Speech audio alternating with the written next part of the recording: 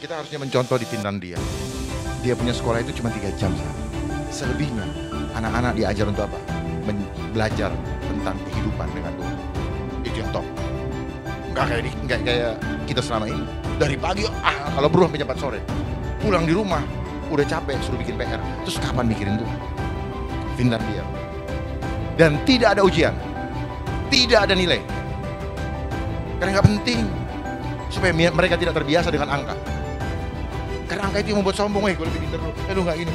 Itulah cara mendidik jiwa manusia menjadi nggak bagus. Saling mengejek, saling ngebully.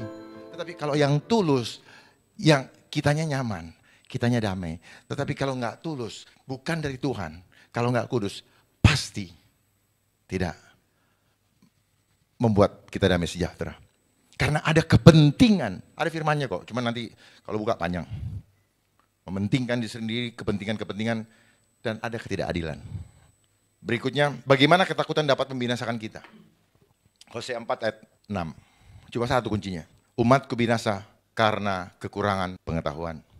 Pengetahuan tentang apa? Tentang firman Allah. Lanjut. Bagaimana ketakutan dapat membinasakan hidup kita? 2 Korintus 4 ayat 4. Apa dan siapa penyebab orang tidak percaya binasa? 2 Korintus 4 ayat 4. Yaitu orang-orang yang tidak percaya, yang pikirannya telah dibutakan oleh ilah zaman ini. Jadi begitu banyak sekarang yang terbutakan oleh ilah zaman ini. Apa ilah zaman ini? Banyak faktornya. Ada mamon, ada juga karena cari muka, ketakutan dengan kekuatan sistem, akhirnya pada tertutup dan mencari kenyamanan dunia, mempertahankan sesuatu yang sementara, ujung-ujungnya mati juga, bukan mencari kekekalan. Itu yang terjadi. Sehingga mereka tidak melihat cahaya Injil tentang kemuliaan Kristus yang adalah gambaran Allah. Nah, bagaimana cara dunia merubah kita, memprogram kita? Di sini ya, kita ini homo imago Dei. Terus pecah jadi 2, homo homini socius dan homo homini lupus. Seharusnya kita berkembang ke arah homo homini socius. Manusia menjadi teman bagi manusia lainnya. Tetapi dunia memprogram kita menjadi homo homini lupus. Manusia menjadi serigala manusia yang lain. Enggak apa-apa mereka ini kan. Enggak apa-apa mereka merencanakan seperti ini. Tetapi kalau mereka merencanakan seperti itu, tetapi kita menyiapkan diri untuk diutus sebagai domba-domba ke tengah serigala, gak ada masalah. Pada saat seperti ini, kita akan sanggup menghadapinya dengan hati yang tidak takut dan gentar. Amin. Tetapi kalau kita tidak siap, gemeter. Orang gemeter gak punya tenaga. Orang gak punya tenaga pasti gubrak, pasti KO. Udah pasti. Lihat kehidupan kita. Kita dipisahkan. Padahal ada moto, bersatu kita teguh, bercerai kita runtuh. Sekarang dicerai-beraikan berarti kita siap-siap runtuh. Nah, kalau bersama-sama kita bergandengan tangan, maka kita akan kuat. Tetapi sekarang banyak fenomena di mana kita mulai diprogram tanpa sadar. Ya, bersalam-salaman saja sudah tidak mau. Ya, saya harus buka di sini. Kekuatan di sini. Ini ada kekuatan luar biasa yang pernah dicontohkan oleh Tuhan Yesus ketika dia baru keluar dari air dibaptis oleh Yohanes Pembaptis, diangkat seperti ini.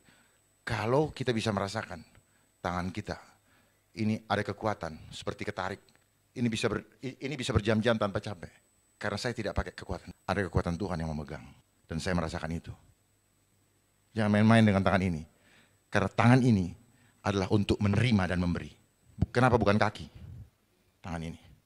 Dan tangan yang sama menerima kekuatan dari surga. Kenapa tenaga? Tidak ada juga di Alkitab suruh lipat tangan. Yang ada sebenarnya angkat tangan. Terima ini.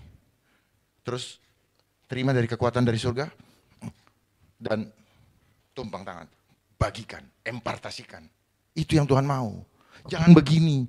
Akhirnya kita tidak punya kekuatan. Akhirnya kita selalu mengandalkan, Pak Pendeta tolong doakan. Padahal kalau kita ini sendiri ada kekuatan yang kita terima, imani itu, imani dan hidupi di dalam keseharian kita. Jangan kita cuma mengandalkan pendeta. Jangan. Karena saat ini kita sudah sulit ketemu dengan pendeta. Sudah sulit, ya. Jadi jangan begini, bagaimana kita bisa menolong ketika tangan kita begini? Ya. Masa saya mau memberikan sesuatu kepada sahabat saya, ini ambil. Nggak bisa. Apalagi begini. Sopannya di mana? Tetapi itulah program yang sedang dibangun kepada kita supaya kita apa? Kekuatan kita menjadi hilang. Seperti apa? Simpson digunting rambutnya. Dan banyak hal. Jangan keluar dari gambaran Tuhan. Kenapa Tuhan itu kalau mau menyembuhkan, dia usap, dia sentuh, dia pegang pundaknya. Kenapa kita justru keluar dari gambaran Tuhan? Kenapa kita jadi bodoh? Dan kita gampang binasa karena kita bodoh, kita membiarkan kebodohan itu. Jangan biarkan kebodohan itu. Jangan bilang amin kalau masih saya lihat banyak yang bodoh. Percuma, Bu. Ini yang saya bilang, kita hidup dalam jasmania. Yang harus berbicara ke Tuhan bukan mulut. Nih, sel kita nih, sel. Yang tadi saya selnya bicara ke Tuhan. Mulutnya bilang ini tapi ininya apa iya enggak? Itu enggak bisa bohong. Sel kita ini jujur. Saya bisa buktikan bahwa sel kita ini jujur. Kalau kita takut, sel kita itu badan kita akan lemah. Tetapi dunia ini menggiring kita supaya kita menjadi orang-orang munafik dan kita menjadi orang-orang pembohong. Contoh, saya tanya, ibu datang dari mana? Saya dari pasar, padahal ibu dari warung misalnya. Mulutnya bicara seperti itu, kenapa? Karena dia berpikir bahwa saya tidak melihat dia dari mana. Jadi dia boleh jawab dari mana saja. Tetapi selnya tidak bisa bohong. Dan itu yang tercatat di surga. Inilah cara dunia membuat kita tidak paham. Sehingga kita, kalau orang tidak lihat, ya udah kita bisa berbuat apa saja. Kita tidak sadar bahwa sel kita laporan terus setiap detik kepada Tuhan. Itu yang dunia tidak ketahui dan tidak pernah dibuka. Saya buka di sini. Kenapa? Ini saat-saat yang krusial sekali yang harus kita sampaikan. Jangan main-main. Saya juga sendiri belum tentu selamat. Tetapi saya dikasih tahu begini, saya harus sampaikan. Yang Tuhan inginkan sampai enggak kita ke garis finish. Bukan kita yang mengawalinya dengan gegap gempita, tetapi kita enggak sampai ke garis finish. Contoh seperti ketika seorang yang ada di sebelahnya Tuhan Yesus ketika disalib. Di saat-saat terakhir dia katanya penjahat.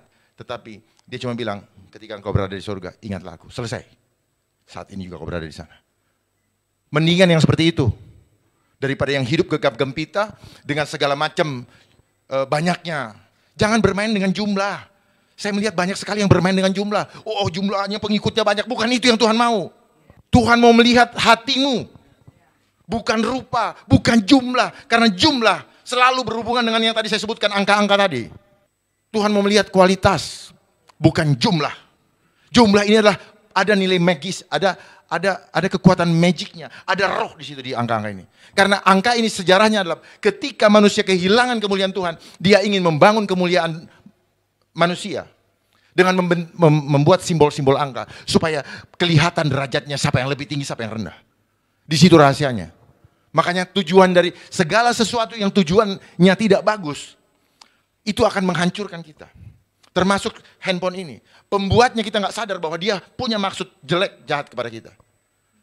Tapi dia akan promosikan hal-hal yang bermanfaat, yang kita rasakan manfaat. Padahal apa? Itu hanya cara untuk merayu kita. Supaya kita terjerat. Kalau sudah masuk ke comfort zone, menjadi kebutuhan, karena sudah terbiasa, kita sulit keluar. Kita terjerat. Terjerat. Banyak orang membiarkan dirinya tetap berada di keadaan tidak enak. Karena dia sudah tidak punya jalan keluar. Karena dia tidak berani mengambil langkah. Dia tetap membiarkan dirinya situ. Kalau saat ini Bapak Ibu Saudara sekalian merasa tidak nyaman di jalan yang sekarang ada, kembali cari jalan yang nyaman. Jangan biarkan keadaan yang tidak nyaman terus menghantui kita. Ambil keputusan malam ini. Jangan sia-siakan hidup kita. Saat ini saya dipanggil, saat ini kita tahu kita berada di mana. Ucapkan firman Tuhan. Kita manusia lemah, tetapi ketika kita ucapkan, kekuatan datang. Sampai ada orang mau bacok, dalam nama Yesus, dalam nama Tuhan, tolong. Itu akan memberikan kekuatan. Karena fokus kita tidak lagi kepada masalah. Fokus kita kepada yang memberikan kekuatan. Kita udah gak mau lihat sana, udah gak usah lihat sana. Pokoknya terus. Ya. Kalau kita sudah terlatih seperti itu, kekuatan Tuhan akan melindungi kita. Bisa jadi orangnya tidak bisa lihat kita. Itulah kehidupan supranatural. Kita terlalu takut gak makan. Makanya sekarang apa? Kebiasaan hidup kita karena tergantung kepada yang jasmani. Kita akan dipersulit. Karena apa? Kan si manusia itu kan takut gak makan, takut gak plesir, takut gak bisa terbang. Takut kan? Takut ya. Karena kita tergantung selama ini. Kita gak pernah dididik untuk membuat 5 roti dan 2 ikan menjadi 5.000. Kita cuma 5 roti, 2 ikan 7. Harusnya 5 roti dan 2 ikan bisa 5.000. Tuhan aku lapar dalam nama Yesus, makanan ada. Kita nggak akan tergantung dengan cara mereka menciptakan sistem ini. Hebat ya mereka. Ya.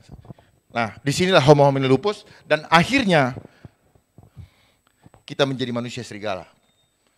Image of beast. Kita nanti akan digiring ke sana. Dan buktinya sekarang, di dalam kehidupan kita banyak kelakuan kita sudah seperti binatang. Memperkosa, membunuh, terus garang. Itu adalah secara berproses, kelakuan kita, karakter kita sudah dirubah jadi kayak binatang. Kita nggak sadar, fisik kita masih manusia, dalam kita udah rusak. Dan banyak nanti akan kita lihat, secara fisik masih tubuh jasmani ini. Tetapi dalamnya rohnya sudah berubah. Berubahnya di mana? Di sel. Banyak kita lihat sekarang yang nanti akan berubah selnya. Hubungan dengan Tuhan berubah. Secara fisik masih mukanya. Contoh Yudas.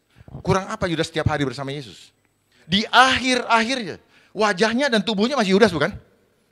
Tapi isinya berubah. Dan itu bisa diukur oleh sel.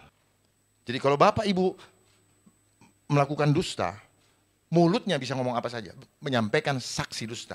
Tetapi sel tubuhnya nggak bisa bohong. Karena sel tubuh ini wakilnya Tuhan yang ada dalam diri kita. Dia laporan terus tuh. Dia yang membuat kita hidup. Karena masih dialirin frekuensi atau kekuatan dari Tuhan. Kalau itu dicabut, selesai kita begini. Ini yang mau dipercepat hancurnya sel. Makanya kalau ketakutan yang disampaikan kepada kita, itu akan merusak ginjal.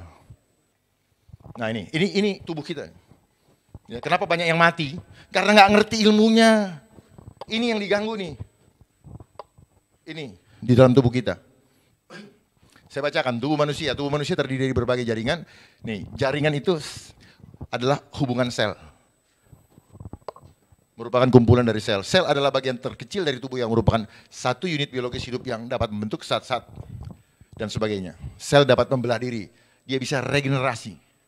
Yang sama sifatnya disebut mitosis dan seterusnya. Nanti di bagian yang lain lah saya ini biar nggak terlalu lama. Jadi sel adalah kekuatan inti kehidupan dari setiap makhluk hidup ketika dia masih hidup. Kalau dia sudah mati berarti dia punya power udah dicabut Tuhan. Lanjut. Nah ini yang bikin rusak tubuh kita, yang merusak citra Tuhan di dalam diri kita. Selnya diserang, kita nggak sadar. Ini yang membuat kita susah beriman, susah, frekuensinya dirusak. Karena sel inilah yang membuat kayak radio gitu loh. Kalau kita mau menerima siaran atau gelombang dari Tuhan, suara Tuhan, itu harus bersih dia punya frekuensi. Titiknya harus pas, misalnya FM sekian, harus pas. Kalau kurang sedikit, lebih sedikit.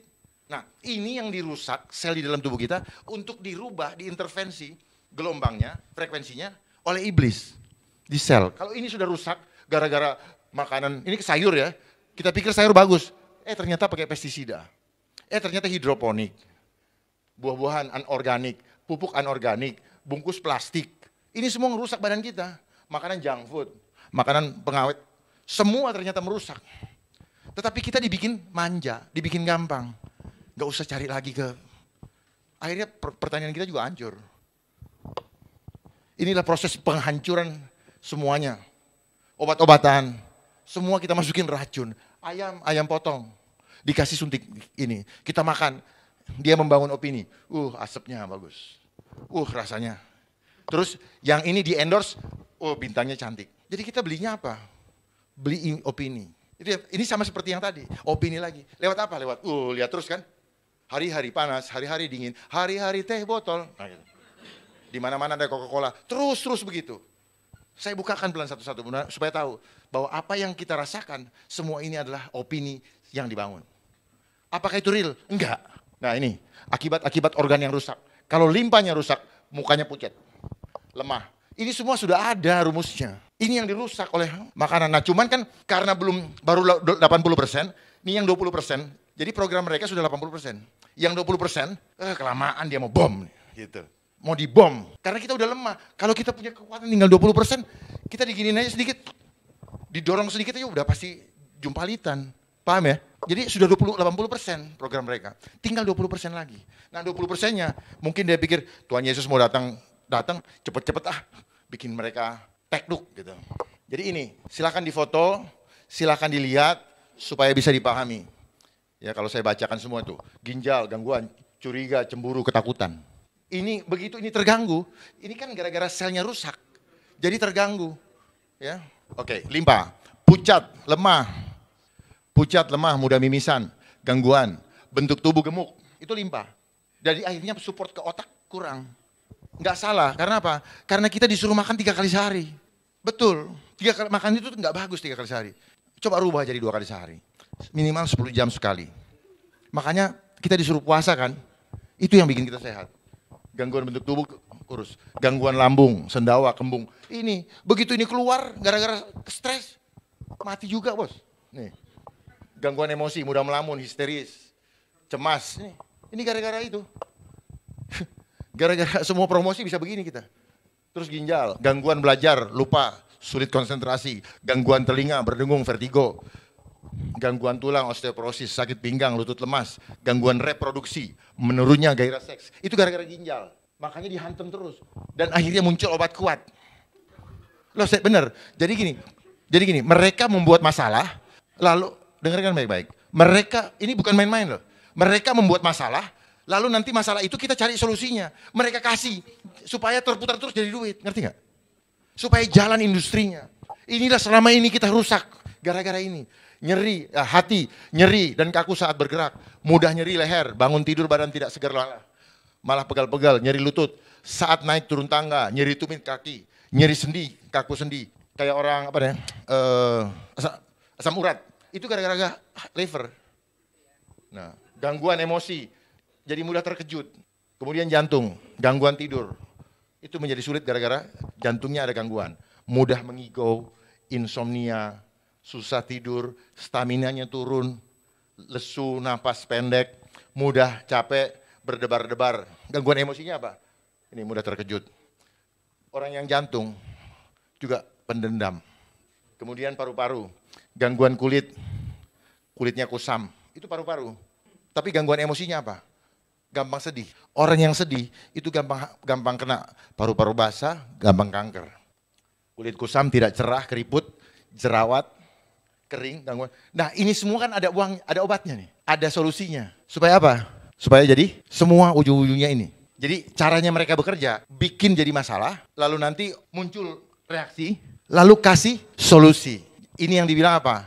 Juru selamat palsu. Modelnya mirip, polanya sama, mudah dibaca. Anak-anak Tuhan harus cerdas membaca. Untuk cerdas, selnya harus bersih. Untuk bersih, perkatakan firman Tuhan setiap hari. Amin. Oke, lanjut. Siapa saja dan apa hukumannya bagi yang ketakutan? Wahyu 21 ayat 8. Tetapi orang-orang penakut tuh ya. Orang-orang yang tidak percaya, orang-orang keji, orang-orang pembunuh, orang-orang sundal, tukang-tukang sihir. Saat ini sedang bermain banyak sihir-sihir. Iblis senang bermain dengan sihir. Penyembah berhala, dan semua pendusta, mereka akan mendapat bagian mereka di dalam lautan yang menyala-nyala oleh api dan belerang. Inilah kematian yang kedua. Saya cuma mau menekankan, penakut ternyata dosa. Karena kalau kita takut, maka tidak ada kasih. Jelas ya? Dosa loh. Jadi kalau dosa, terus kenapa dilakuin terus? Takut? Takut nggak? Buktikan dong. Kalau takut, gitu. Itu, amin. Berarti nggak takut. Saya bicara ada dasarnya, bukan saya bicara nggak ada dasarnya. Jadi jangan percaya kalau tanpa argumentasi yang kuat. Jadilah penemu-penemu dari sesuatu opini yang dibangun tetapi bisa dipertanggungjawabkan. Jangan selalu mengikuti terhadap apa yang ada di buku yang sudah mereka siapkan. Itulah cara untuk membuat kita tidak pernah bisa memahami hal di luar itu. Kita bikin tulisan harus ada footnote-nya. Enggak selalu. Seolah-olah kalau tidak ada footnote enggak resmi. Enggak apa-apa. Jadilah Einstein baru. Jadilah penemu-penemu baru. Percaya diri. Tuhan kita dahsyat. Jangan semuanya. Tetapi kita dikasih apa?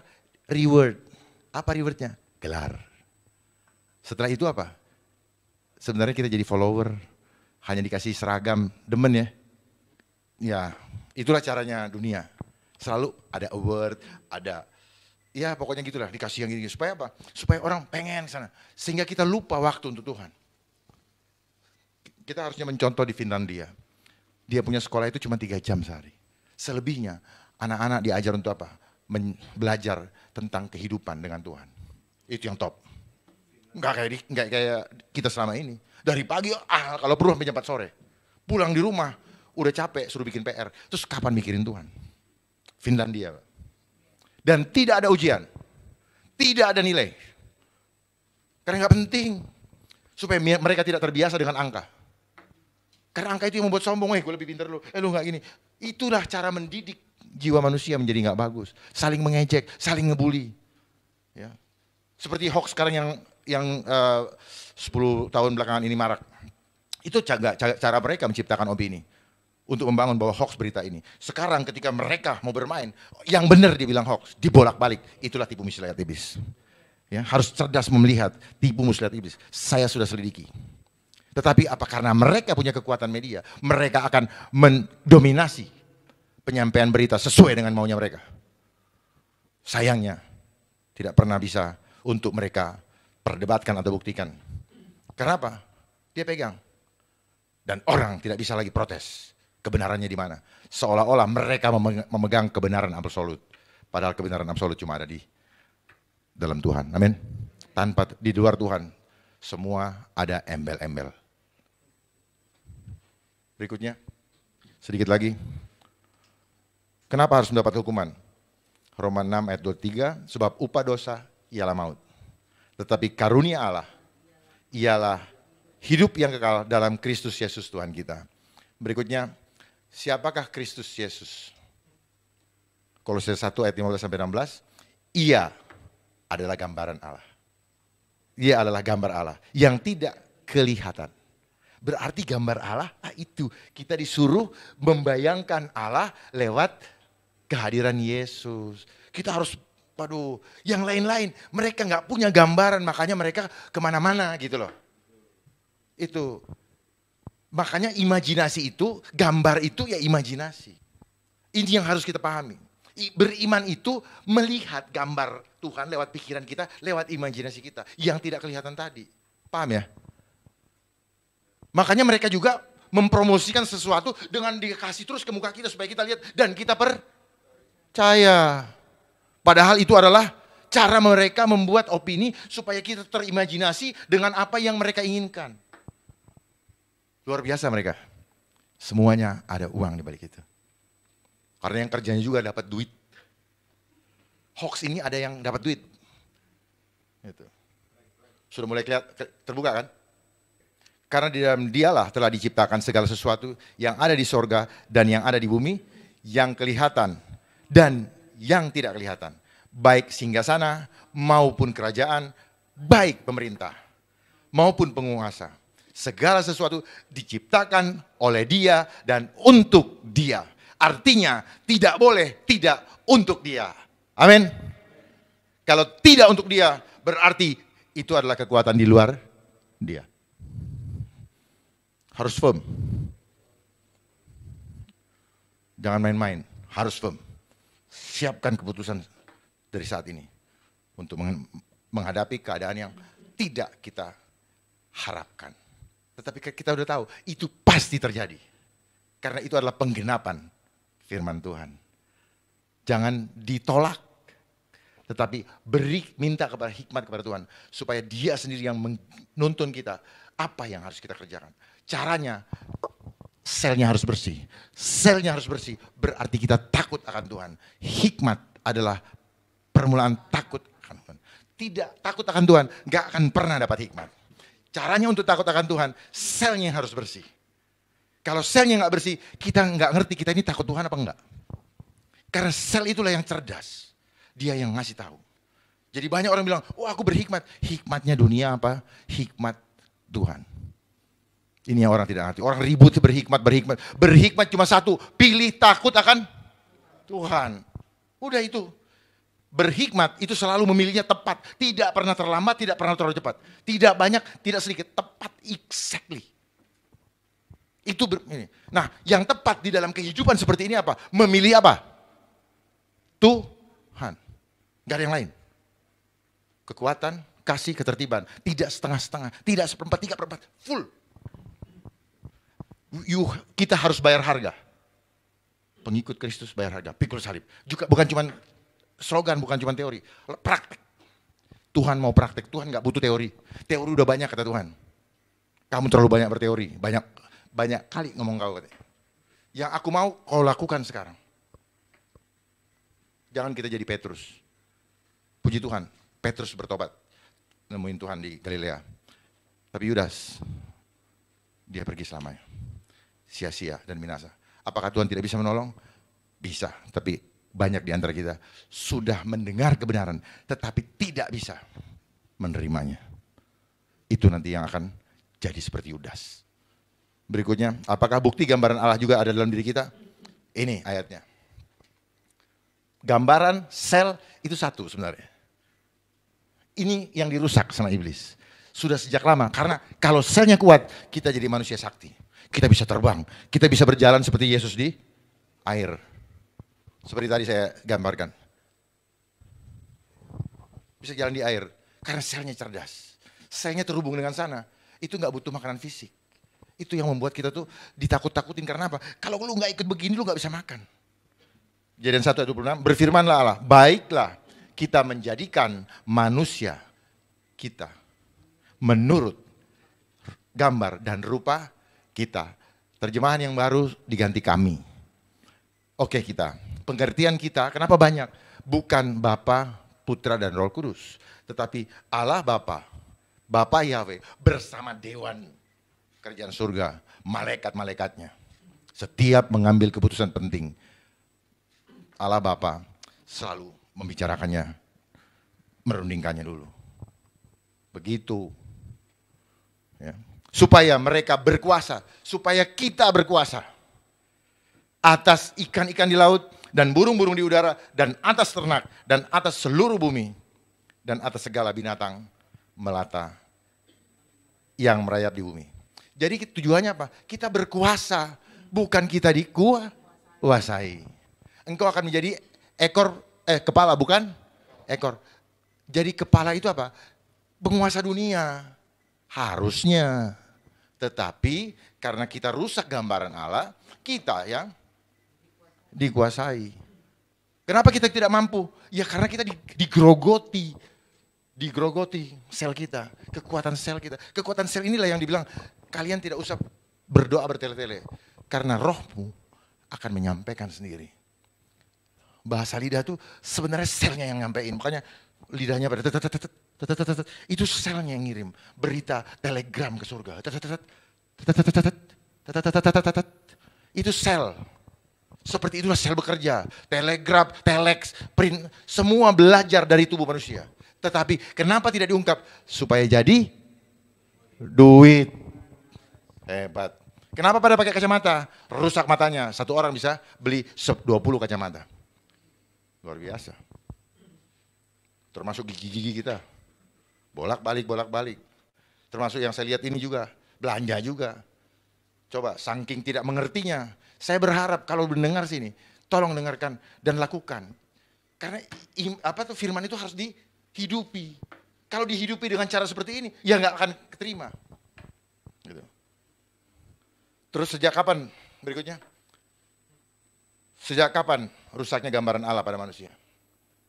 Roma 5 ayat 12. Sebab itu sama seperti dosa telah masuk ke dalam dunia oleh satu orang, dan oleh dosa itu juga maut, demikianlah maut itu telah menjalar loh ya. Menjalar kepada semua orang, karena semua orang telah berbuat dosa. Kata menjalar ini nular. Ketakutan nular. Jadi segala yang sifatnya roh itu bisa ditularkan. Itu yang disebut dengan law of attraction. Dia tarik menarik. Kalau kita lemah, kita akan ketularan. Kalau orang senang, orang yang kuat di sekitar kita, kita akan ketularan kuat. Jadi jangan salah, kita tidak lihat dengan mata apa yang begitu banyak gelombang-gelombang ketakutan sedang dipancarkan kepada kita, dan kita nggak sadar kenapa kita bisa takut. Padahal nggak ada apa-apa, nggak bisa lihat apa-apa, karena ada kekuatan gelombang tadi. Ini alam supranatural, tidak terlihat oleh mata. Orang pada ketakutan semua, kita juga bingung. Apa yang kamu takutkan? Nggak tahu, katanya begitu. Kita disuruh takut. Ya ampun, saya bilang. Padahal udah sekolah tinggi-tinggi. Jadi buat apa gelar yang kita gelar itu berarti apa? Hanya iming-iming supaya membuat kita apa? Terlena. Kita nggak tahu bahwa kita itu sebenarnya orang lemah. Kasihan kan orang tua kita mengeluarkan uang, pergi kerja untuk sekolahin kita. Ternyata kita hanya jadi manusia-manusia yang lemah dan mempermalukan Tuhan. Gambaran Tuhan dalam diri kita udah rusak gara-gara mamon yang kita kejar. Karena kalau tidak punya uang, kita tidak bisa makan. Kalau tidak bekerja, kita tidak dapat uang. Kalau tidak sekolah, saya tidak bisa melamar pekerjaan. Dan seterusnya. Inilah cara dunia memprogram kita. Sehingga orang bilang, wah bahwa kita harus mengikuti ini semua. Berikutnya, apa akibat rusaknya gambaran Allah pada manusia? Roma 3 ayat 23. Karena semua orang telah berdosa dan telah kehilangan kemuliaan Allah. Makanya dia bikinlah angka-angka nilai-nilai kuantitatif supaya dia bisa mempermuliakan. Nggak penting dapat uang dari mana. Mau mencuri, mau hasil korupsi, mau menggelapkan. Kita semua jadi korban pemahaman itu. Yang penting ada angka. Kenapa? Ada sesuatu yang kita ingin dapatkan. Oh, harga diri. Oh, segala macam. Status, penghormatan manusia. Bukan penghormatan Tuhan. Yang kata manusia luar biasa, di mata Tuhan adalah kebodohan. Sadari itu. Jadi orang tua pahami, penting nggak? Yang penting sekarang cari Tuhan. Kita sudah banyak terhabis waktu kita untuk mencari dunia. Lalu kita mau minta masuk surga, omong kosong.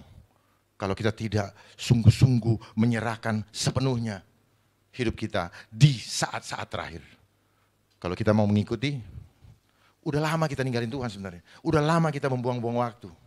Dengan segala macam. Artinya apa? Begitu banyak di antara kita yang mati sia-sia. Karena tidak paham. Karena digiring. Kita ibarat domba. Yang dihancurkan oleh serigala-serigala.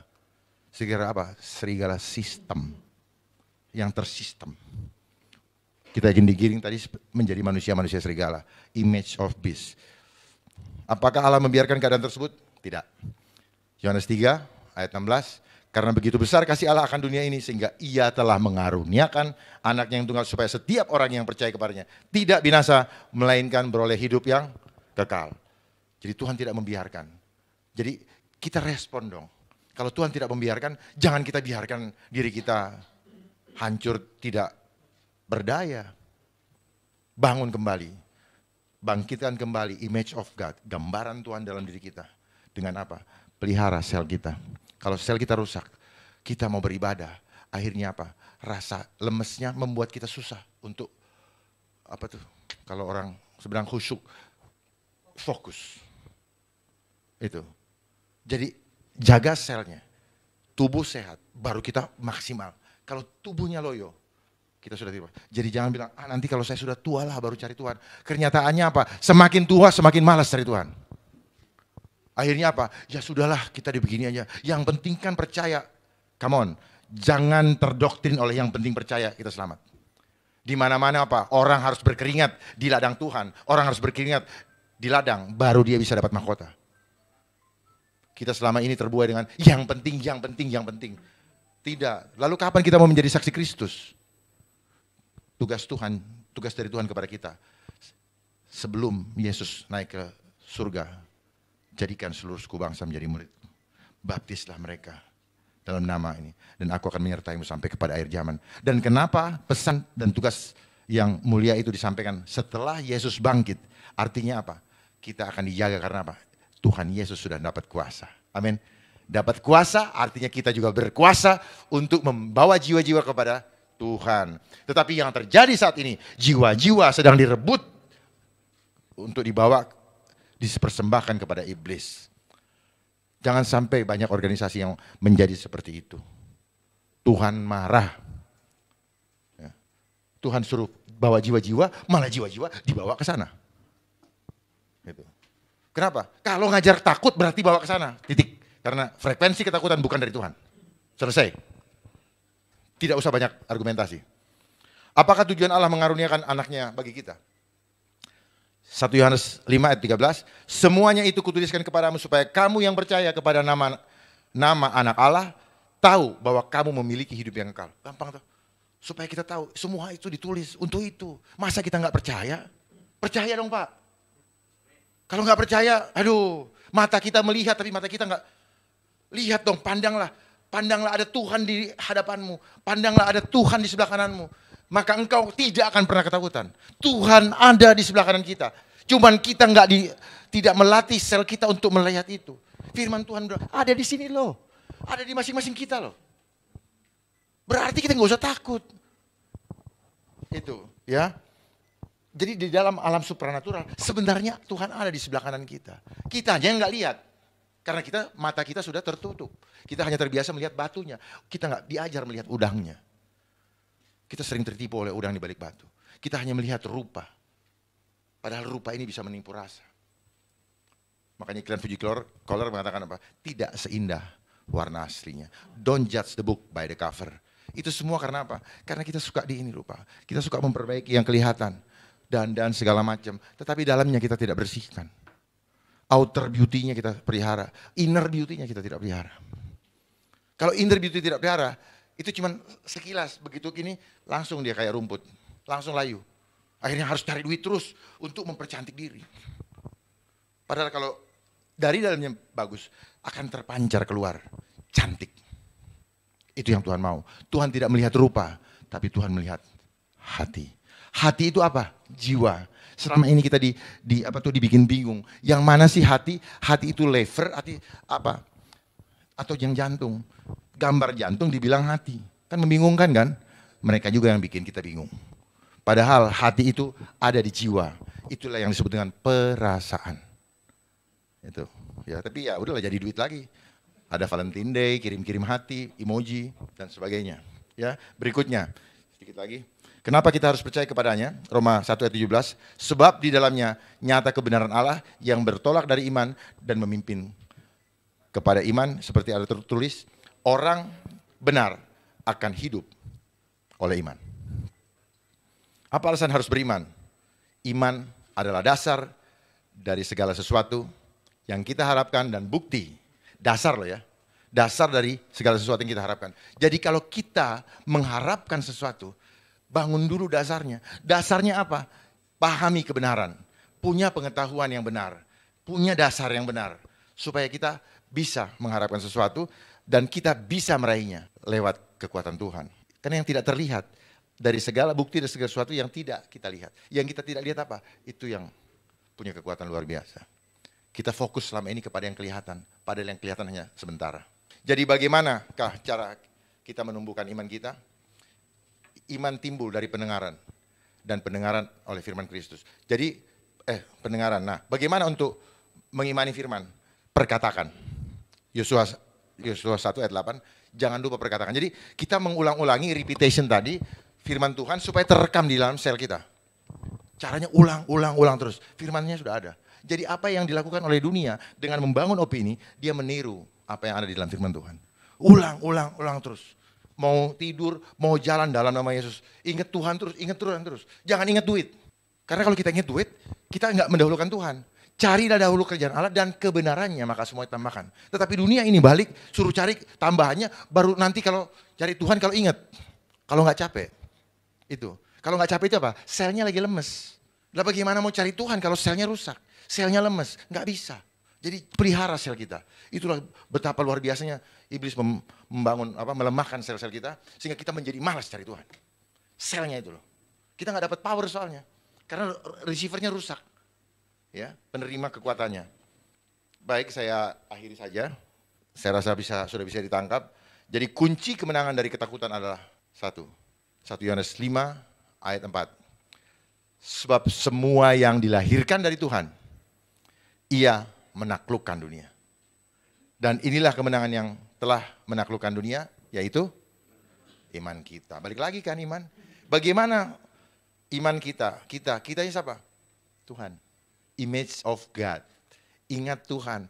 Imani Tuhan. Imajinasikan Tuhan selalu di dalam kehidupan kita. Taruh di dalam pikiran dan perasaan kita, yaitu jiwa tadi.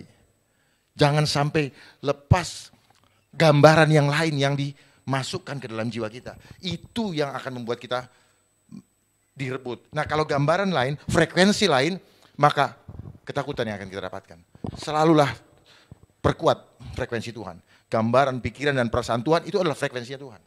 Itu yang membuat kita beriman. Sampai di sini yang saya sampaikan. Tuhan Yesus memberkati. Sampai ketemu di lain kesempatan dan tetap semangat. Tuhan menyertai kita sampai kepada kesudahannya. Amin.